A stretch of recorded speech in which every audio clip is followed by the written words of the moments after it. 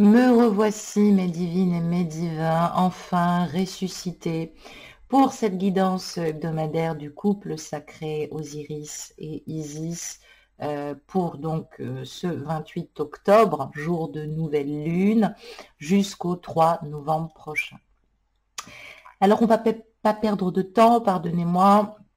J'ouvre à nouveau cette pyramide en grand pour nous parler dans un premier lieu de cette partie de polarité masculine, peut-être partie yang aussi en toi, puisque maintenant tu vas travailler ces deux polarités. Tu vas ressentir par effet miroir que ton yang communique avec cette polarité masculine, corps physique masculin ou féminin chez l'autre. Voilà aussi c'est ce que cette polarité masculine va travailler cette semaine. Donc, nous voyons ici cet arcane numéro 14, cette lame numéro 14, le démon. Alors, avec cette lame à notre droite, du 2 d'épée, principalement. Alors, ça nous parle de faiblesse, de douleur, d'indifférence, d'abandon, d'énergie négative, d'infidélité, d'hypocrisie et de trahison. Alors, mes petits chéris, si tu te sens abandonné, si tu te sens dans des énergies négatives, crois-moi, ton autre est en train de transmuter lui aussi, d'épurer, de terminer sa crise existentielle, où il va la commencer peut-être un peu en retard, mais en tout cas, ça date depuis juillet sur des espèces d'infidélité, de l'hypocrisie ou des trahisons. Ça peut être une trahison morale. Donc, ça te dit que cette polarité masculine, elle a le cul entre deux chaises, si je puis dire. Donc, l'axiome du livre de Thoth nous dit « Ne sois pas comme la paille devant le vent, ni comme le vent devant la paille ». Alors, on parle de l'union des élixirs vitaux, rouge, blanc, de cet homme et de cette femme, de cette polarité féminine et masculine, pour fabriquer à présent l'élixir de longue vie. Donc on parle de transmutation et bien évidemment de ressusciter pour cette polarité masculine. Donc pour cela, elle doit être équilibrée en toutes choses. On parle évidemment encore de chasteté dans un mariage, il faut quand même le dire. Mais ça nous parle aussi de réunion et d'association. Voici donc ces énergies. Alors, on ne parle pas de grands changements cette semaine, on parle d'une stabilité au niveau des consciences, on essaye de s'apporter le meilleur de soi-même, tout en mesure et tout en douceur. Pourquoi? Parce que nous avons besoin de calmer ce que l'énergie polarité féminine a pu renvoyer en termes d'énergie fanatique, d'exagération, peut-être d'excès, dans les pleurs, parce que des fois, effectivement, on souffre, on est très maladroite, ce qui a pu évidemment s'attirer les foudres de cette polarité masculine, voire même ce qui a pu attirer tous les champs de conscientisation du karma. Donc, il faut être le gardien de sa vie, il ne faut pas l'abandonner, il faut la garder, c'est notre germe. Donc, on voit bien ce typhon Baphomet, ce boule de Mendes, ce diable, notre entraîneur dans le gymnase psychologique, notre gardien du seuil, je l'ai dit, on va se dépouiller pour se revêtir de nous-mêmes. Évidemment, on doit transmuter. Alors, autant on avait épuré les énergies sexuelles sur la période de mai-juin, souviens-toi, autant là, nous transmutons dans cette force sexuelle. Donc, évidemment, ça parle aussi peut-être d'abstinence. Ça nous parle aussi de l'échelle de Jacob, ce qui est en haut est en bas, ce qui est en bas est en haut. Donc, on parle bien de ce feu positif et négatif de cette polarité masculine, être au service de l'être, tu lui as ouvert le chemin, polarité féminine, et non plus de l'ego. Donc, l'alchimiste, il doit maintenant voler le feu au diable. Cette polarité doit voler le feu au diable. On parle bien de l'androgynie psychique et divine, donc travailler nos deux polarités, qui vont permettre de dissoudre l'ego qui a cristallisé encore dans nos corps internes. Donc, évidemment que ça va être une période un peu fragile de purifier le feu sexuel et surtout comprendre les causes du désir. Eh bien oui, pourquoi cette polarité masculine revient vers toi à chaque fois? Elle se sent hypocrite, elle se sent infidèle. La trahison, c'est vraiment pas quelque chose qui est fait pour elle. Tu es sa faiblesse. Tu as pu évidemment construire de la douleur, comme il a pu évidemment t'en générer, sans le faire exprès. Ce que tu as pris pour de l'indifférence alors qu'il était entouré d'énergie négative et qu'il était lui-même abandonné dans son magma. Voilà, il faut le dire.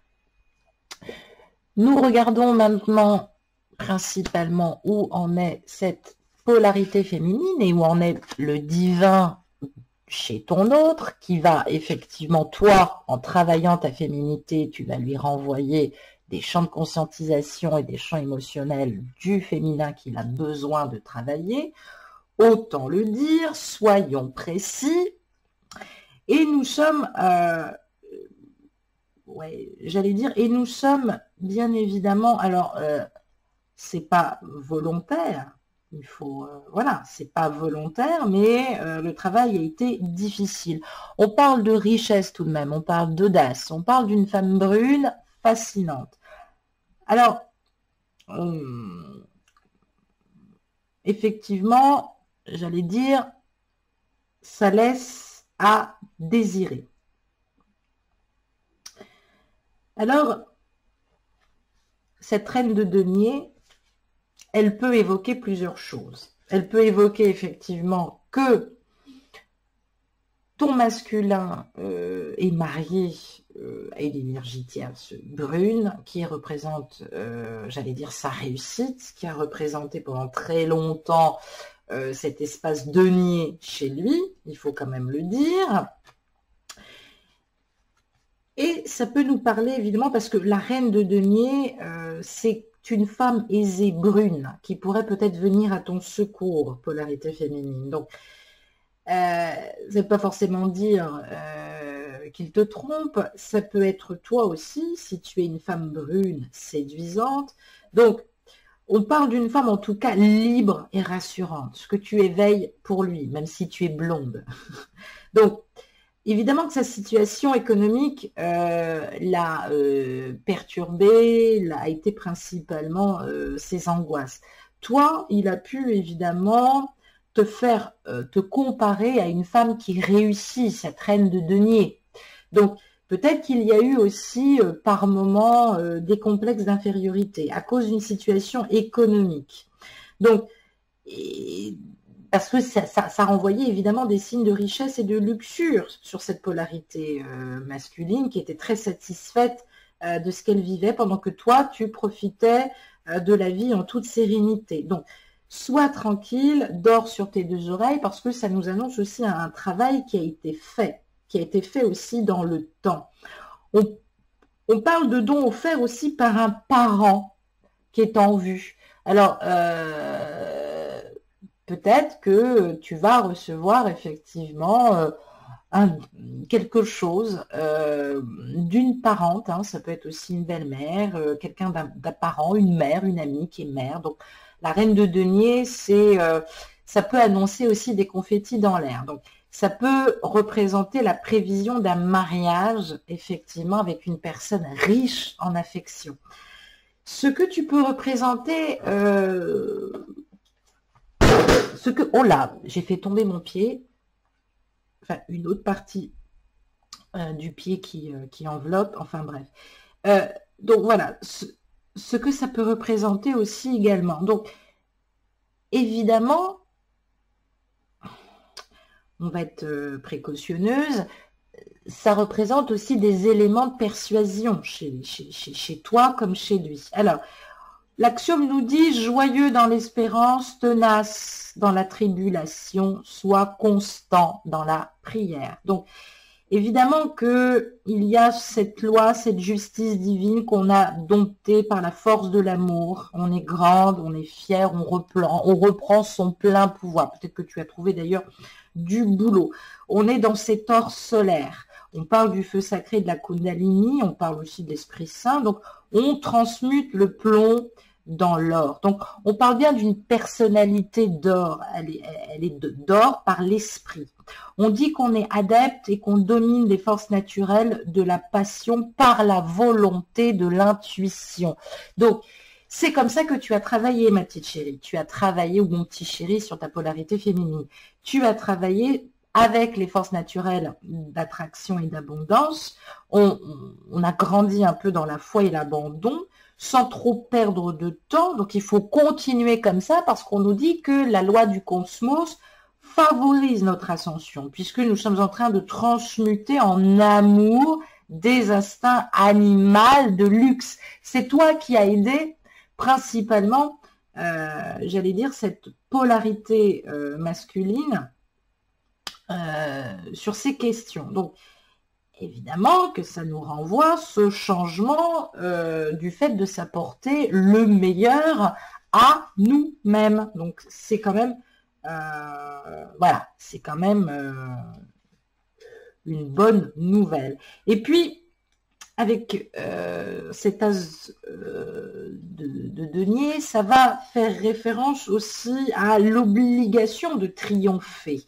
Le denier, c'est aussi l'acceptation positive du bien-être, de la stabilité. Donc, ça veut dire que on entreprend, ou alors on est une femme ou un homme avec une reliance féminine, pratique. On aimerait réussir à la perfection. Donc, ça veut dire aussi que c'est ça aussi qui nous tue. C'est notre perfection qui est en nous.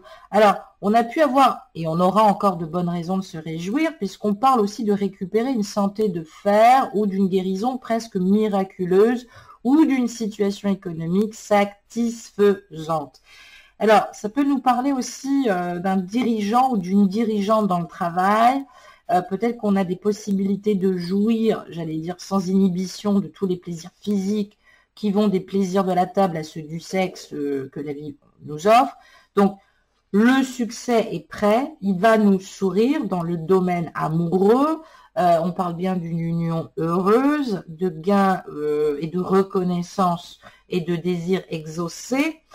On parle aussi de bonheur, de joie, de santé, de médecine, de plaisir, de béatitude. Bref, il y a des choses pour que tu sois cette femme accomplie. On parle évidemment de complétude masculin. Si ta polarité féminine est enfin guidée par l'amour, tu vas te sentir aimé et tu vas te sentir prêt à aimer.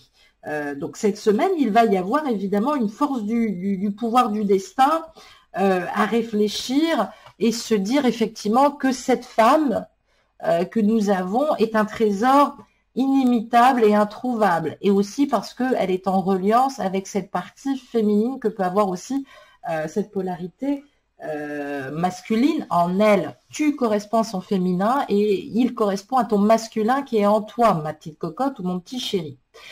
J'ai pris le tarot oracle, pardon, toi et moi, de Michel-Ange Tarot, que j'embrasse fortement. Je la remercie pour son petit message. Merci Michel du fond du cœur. Je t'écrirai une petite bafouille, je n'ai pas eu le temps, mais j'ai bien reçu ce fabuleux tarot. Donc, je bats les cartes pour vous tirer 4 petites cartes qui vont nous donner concrètement des pensées d'amour et des intentions d'amour globales sur cette semaine. Alors, nous avons en premier lieu les rivalités. Nous avons également les secrets. Donc oui, on parle bien là pour le coup de triangulaire, où on parle, pour ceux qui sont célibataires et ça tarde à venir et qui sont amoureuses d'une flamme jumelle aussi célibataire, on parle de rivalité. Alors ça peut être effectivement aussi dans les énergies tierces ou par rapport à des énergies du passé, des énergies de rivalité que l'on tient secret. On parle de liaison secrète, on parle de liaison qu'on a pu avoir aussi secrète, on a pu avoir des vies doubles. Mais on peut aussi nous dire que cette flamme, ton autre, a des pensées cachées au sujet de cette relation avec toi, donc tu ne sais pas forcément réellement ce qu'il pense. On nous dit cette semaine qu'il va y avoir des transformations, des métamorphoses, on parle de renouveau, on parle de changements qui vont nous donner des ailes. Oh mes petits amis, qu'est-ce que c'est beau. Alors évidemment, curieusement, ça se mélange au secret, hein. On n'est pas trop... on n'est pas trop informé. Mais, voilà ce que ça nous dit. Voilà ce que ça nous dit. Ça nous parle évidemment d'une sortie, d'une invitation à venir. Alors, quand je fais la somme des lettres, évidemment, on parle du 8, hein, on parle de tennis, on parle de la justice. Donc, cette transformation, elle est liée à la fin de quelque chose, à un coupage de liens toxiques. Et le 3 et le 6 nous parlent de 9, on parle bien d'une fin de cycle maintenant qui est complètement amorcée. On sort avec des roses de ces difficultés. Et il va y avoir évidemment une invitation à venir là-dessus, qui va se mettre en place, surtout sur des énergies de printemps. Donc, c'est fou, c'est incroyable, ça veut dire qu'il y a un cadeau. Alors, il n'y a plus, parce que ça nous donne le chiffre 9, il n'y a plus à avoir des réunions sur le mois de septembre pour certains et certaines.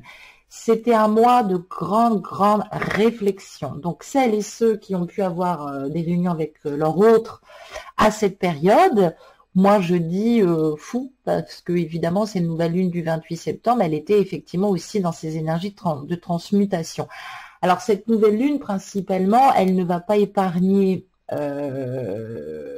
j'allais dire le taureau, le cancer, le scorpion, le capricorne, je l'ai dit, le verseau principalement, le gémeaux, je crois que oui, je crois que c'est tout, et elle va épargner par contre le poisson et la balance. Voilà, il faut le dire. Donc, on peut insuffler aussi ces énergies-là à notre autre. Et puis, sur un thème astral, il faut regarder l'ascendant et la lune, bien sûr, qui peut influencer le comportement. Même si nous sommes, voilà, soleil, je ne sais pas moi, en Verseau, si on est ascendant Gémeaux, avec une lune en Lion, bah, croyez-moi, ça peut être quelque chose de très différent. Donc, voilà. Il va y avoir des invitations. Il y a des intentions pures, comme ce papillon, qui vont être posées sur ce printemps et qui vont changer bien des choses. Donc là, nous sommes à la fin d'un cycle et nous sommes évidemment dans une transmutation importante. Il faut le dire. Donc, accueillons, restons confiantes. Je vous demande de ne pas lancer des invitations à votre autre. Il y a une invitation à la clé. Il y a une invitation à la clé. Soit c'est en rebondissement à cette entrevue que vous avez eue au mois de septembre. On peut se poser la question, puisque 3 et 6, ça fait 9, puisqu'on voit ce chiffre 36, donc j'additionne. Ou alors, nous sommes cette semaine sur une semaine de conclusion. Attendre un peu, parce qu'il va y avoir effectivement des invitations en cours. Pour dater, justement, et pour être sûr, je vais prendre le chakra du cœur d'Isabelle Serre. Je pense que ça va nous donner quelques indications supplémentaires.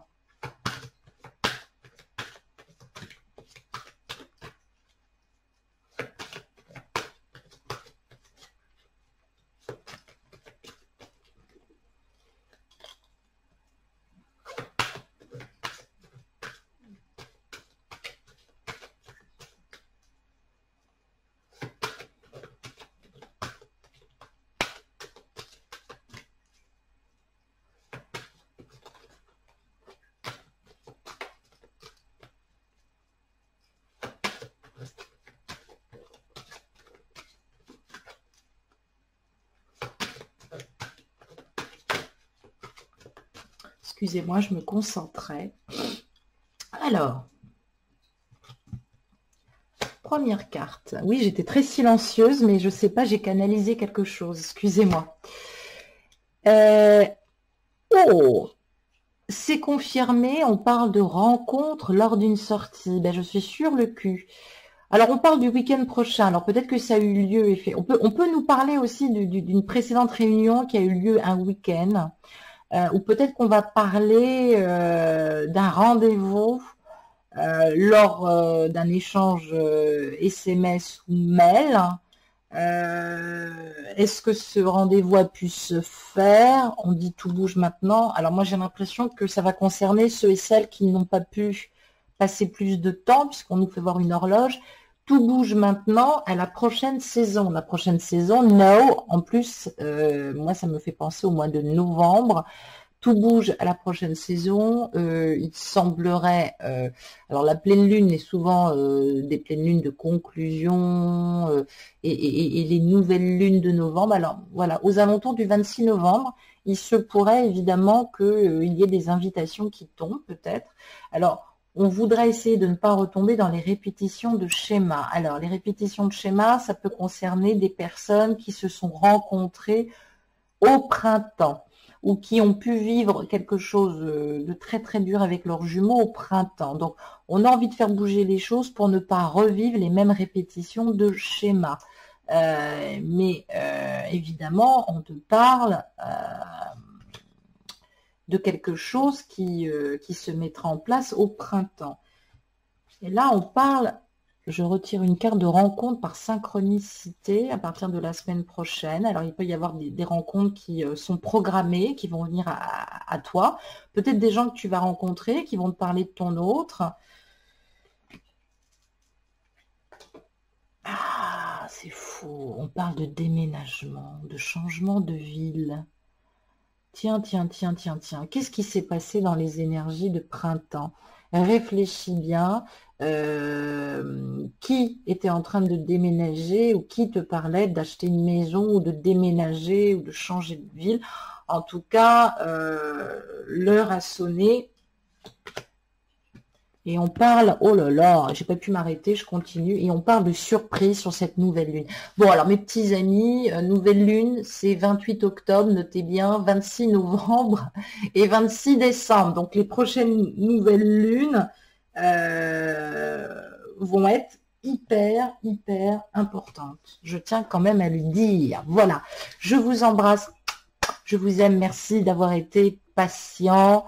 Merci à vous. À très vite et à bientôt. Au revoir. Bonne semaine. Au revoir.